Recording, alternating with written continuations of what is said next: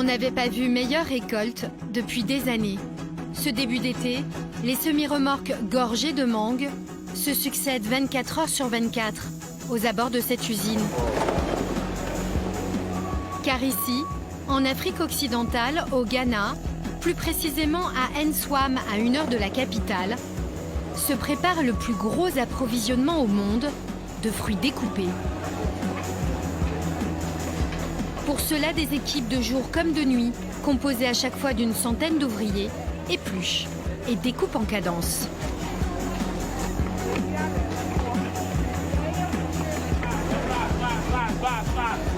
Plus vite, plus vite, plus vite. Tenez le rythme. Je vous paye pourquoi? De la mangue, mais aussi de la papaye, de l'ananas ou encore de la noix de coco. Mises en barquette immédiatement, pesées au gramme près, elles sont ensuite emballées et étiquetées en fonction du client à qui elles sont destinées. Ces fruits, par exemple, partent pour la France. C'est un homme d'affaires britannique, Anthony Pyle, qui a inventé ce procédé redoutable.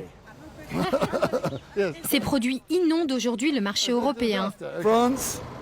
On livre la France, la Hollande, la Belgique, l'Italie, la Suisse, le Danemark et un petit pays marrant au sud de la France. Je me souviens plus de son nom. Luxembourg? Non, un pays juste au-dessus de la Manche, là. Danemark? Non. Ah, l'Angleterre, voilà.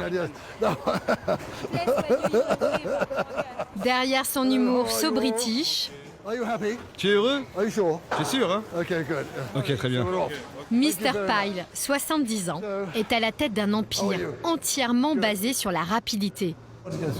Là, vous voyez, vous reconnaissez ça, hein? Ce sont les caisses qui vont dans la soute des avions que vous prenez. Tout est préparé ici.